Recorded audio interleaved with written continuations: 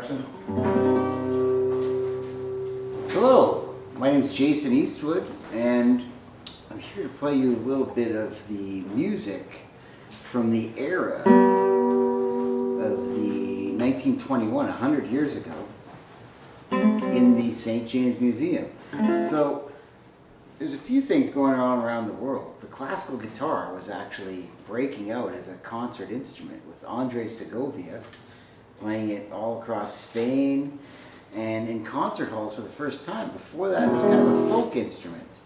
So he made a few pieces really popular. But first I'm going to play a piece that was written around that time by a South American guitar player named Agustin Barrios in Paraguay, in that region. And in the early 20s, a lot of this classical music had filtered down to that area. So he did his own version of Flight of the Bumblebee. It's called Las Abejas.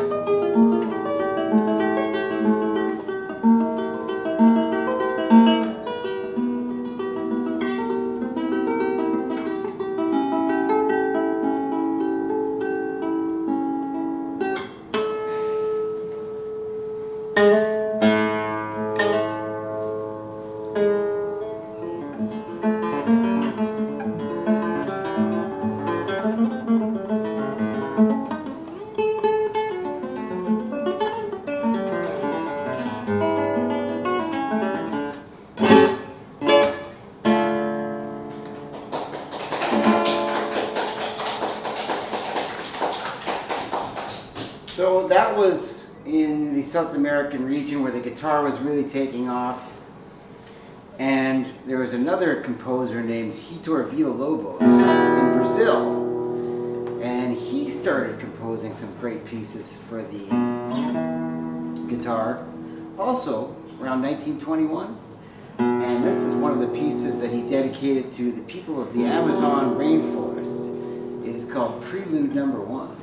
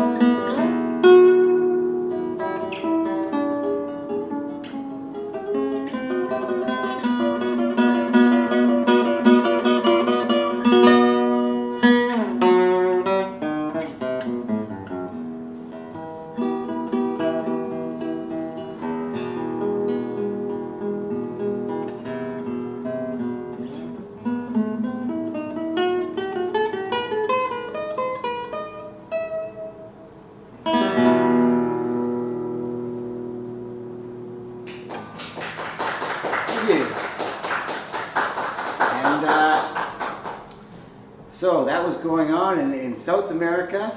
And let's jump across to jazz was just starting up, and blues in the northern part of North America.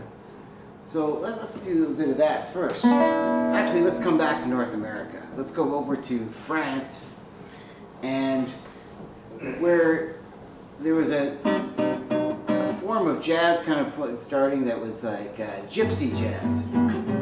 They've heard the rhythms coming from America a little bit via record, and a guy named Django Reinhardt started playing this kind of thing on the guitar. And it was the beginning of kind of melodic jazz. So let's hear this is a song from around that time too, called Tears by Django Reinhardt.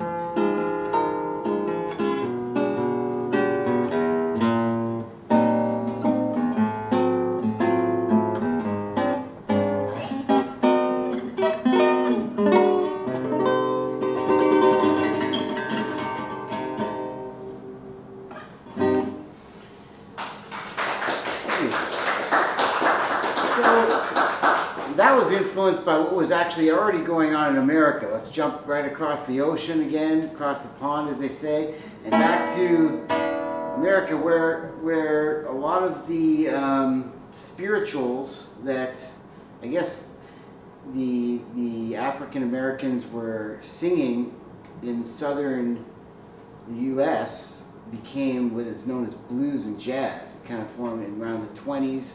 This is when jazz music really started, based on blues progression. So I'll play a little bit of like what the jazz would have been back then. Around 1920s in New Orleans, it was kind of this style. This is a Riverside blues.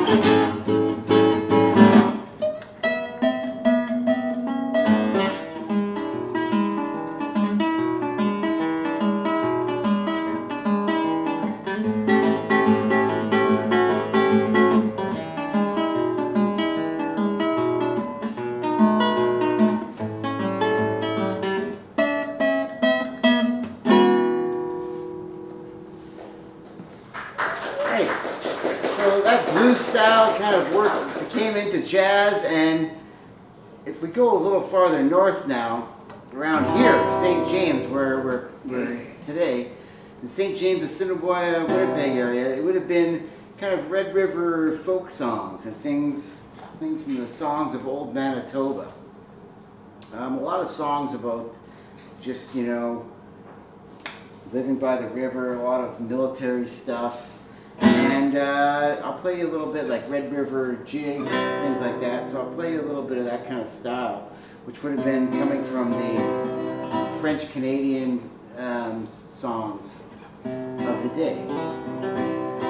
So here's a little one called well,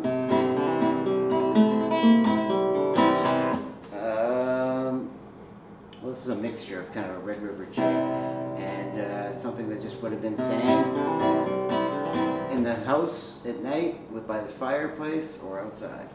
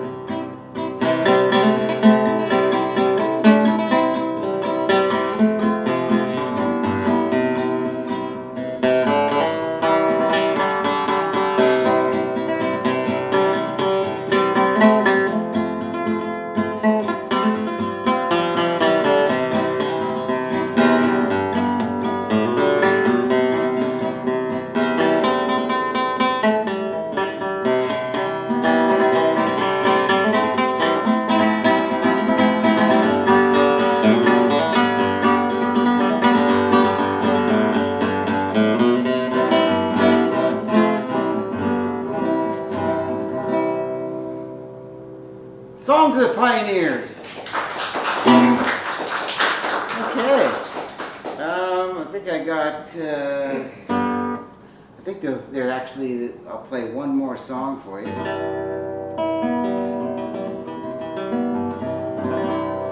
This will be just a.